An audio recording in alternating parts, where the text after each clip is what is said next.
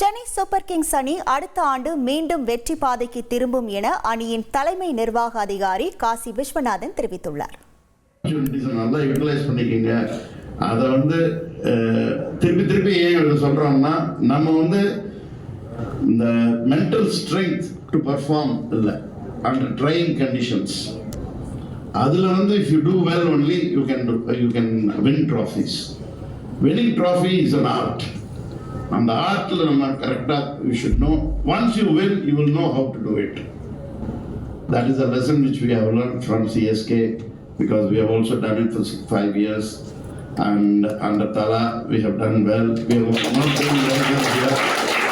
The current season we have not played good cricket, but we are hopeful that definitely we will turn around. It will happen. It's a game. It will happen. Once in 18 years, we have not done well in 2 or 3 years, which is not bad. And I think in the years to come, with the kind of support all you fans have been giving for CSK, I think we will definitely come back and do well. உங்கள் தந்தி one தொலைக்காட்சியில் அண்ணாமலை தினமும் மதியம் 12 மணிக்கு காண தவறாதீர்கள்.